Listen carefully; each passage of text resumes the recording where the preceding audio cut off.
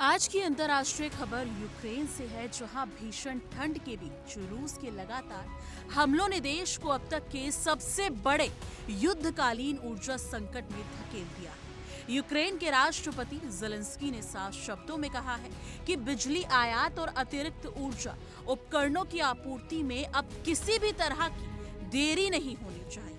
उनका कहना है कि साझेदार देशों के साथ सभी जरूरी फैसले पहले ही लिए जा चुके हैं और अब उन्हें तुरंत जमीन पर लागू करने की जरूरत है, क्योंकि देश की ऊर्जा व्यवस्था बेहद नाजुक स्थिति में पहुंच चुकी है। रूस के द्वारा यूक्रेन के ऊर्जा ढांचों पर तेज किए गए हमलों का सबसे ज्यादा असर राजधानी कीव, खार्किव और जापोरेजिया क्षेत्र में देखा जा रहा है।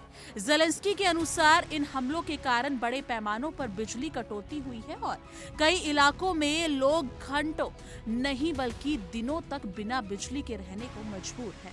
यूक्रेनी सरकार ने बताया है कि इस समय देश की क्षतिग्रस्त बिजली ग्रिड कुल जरूरतों का केवल 60% ही पूरा कर पा रही है, जो युद्ध के दौरान अब तक की सबसे खराब स्थिति मानी जा रही है।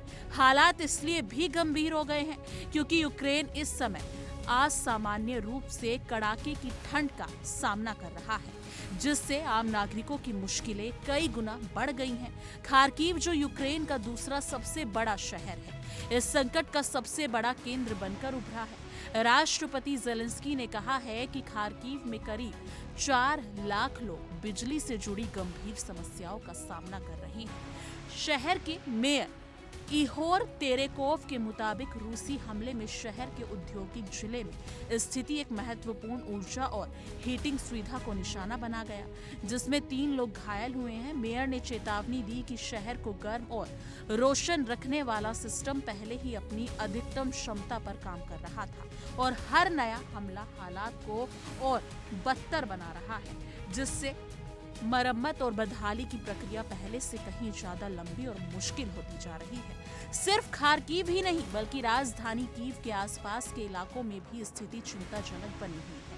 अधिकारियों के अनुसार कीव के पास स्थित बूचा क्षेत्र में करीब 56,000 परिवारों को बिजली आपूर्ति नहीं मिल पा रही है। यूक्रेन के ऊर्जा मंत्रालय ने कहा कि देश के अधिकांश हिस्सों में बिजली की खपत पर प्रतिबंध और कटौती लागू करनी पड़ी है। मंत्रालय ने एक आधिकारिक बयान में बताया कि रूसी संघ द्वारा लगातार किए जा रहे बड़े पैमानों के हमलों के कारण यूक्रेन के ऊर्जा क्षेत्र में आपातकाल घोषित कर दिया गया है, क्योंकि मौजूदा हालात में बिजली आपूर्ति को स्थिर रखना बेहद कठिन हो गया है। विशेषज्ञों का कहना है कि ये रूस की एक सोची समझी रणनीति है, जिसके तहत हर सर्दी में यूक्रेन के ऊर्जा ढांचे को निशाना बनाया जाता है ताकि आम लोगों पर दबाव बढ़े और यूक्रेनी नेतृत्व को मॉस्को की शर्तें मानने के लिए मजबूर किया जा सके। फरवरी 2022 में युद्ध शुरू होने के बाद से रूस बार बार बिजली संयंत्रों, ट्रांसमिशन लाइनों और हीटिंग सिस्टम पर हमले करता रहा है। संयुक्त राष्ट्र और कई अंतर्राष्ट्रीय संगठनों ने इन हमलों की कड़ी आलोचना की है और चेतावनी दी है कि बच्चे, बुजुर्गों और बीमार लोगों को ये स्थिति बेहद खतरनाक हो सकती है। नाटो प्रमुख मार्क रूटे ने भी रूस के इन हमलों पर तीखी प्रतिक्रिया दी है। उन्होंने कहा है कि यूक्रेन की ऊर्जा प्रणाली पर किए गए जा रहे हमलों पर भारी मानवीय पीड़ा पैदा कर रहे हैं और इसका सीधा असर आम नागरिकों पर पड़ रहा है। रूटे ने यह भी दोहराया कि नाटो यूक्रेन को आवश्यक समर्थन देने के लिए प्रतिबद्ध है, ताकि वो न केवल अपनी रक्षा कर सके बल्कि भविष्य में एक स्थायी और न्यायपूर्ण शांति की दिशा में आगे बढ़ सके। उनके बयान को यूक्रेन के लिए अंतर्राष्ट्रीय समर्थन के संकेत के तौर पर देखा जा रहा है।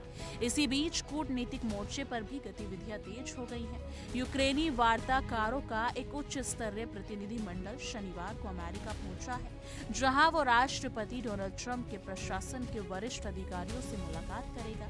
इस प्रतिनिधि मंडल की मुलाकात अमेरिकी दूत स्टीव विटकॉफ, ट्रंप के दामाद जेरेड कुशनर और अमेरिकी सेना के सचिव डैनियल डिस्कोल से होने वाली है। यूक्रेन के खुफिया प्रमुख किरोलो बुडानेव ने कहा कि यूक्रेन को एक न्यायपूर्ण शांति की आवश्यकता है और उनकी टीम इसी उद्देश्य से इन बैठकों में भाग ले रही है। राष्ट्रपति ज़ेलेंस्की ने स्पष्ट किया है कि अमेरिकी दौरे का मुख्य उद्देश्य रूस के हमलों से हो रहे वास्तविक नुकसान की पूरी और सटीक तस्वीर अमेरिकी पक्ष के सामने रखना है।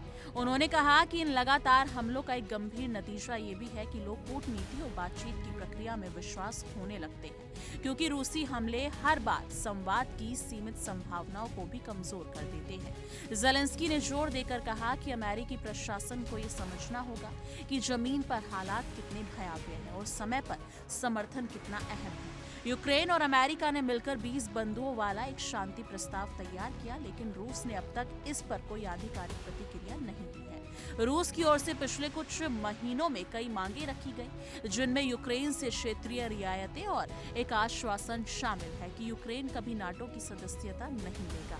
ज़ेलेंस्की ने एक बार फिर कहा कि शांति प्रक्रिया में यूक्रेन कभी भी बाधा नहीं बना है और मौजूदा गतिरोध के लिए पूरी तरह से मॉस्को जिम्मेदार है। उनके मुताबिक अभी अंतर्राष्ट्रीय साझेदारों पर निर्भर करता है कि कूटनीति आगे बढ़ेगी या नहीं, और क्या इस युद्ध से निकलने का कोई रास्ता निकलेगा या फिर ये ऐसे ही चलता रहेगा। लेकिन इस मुद्दे पर आपकी क्या कुछ राय है?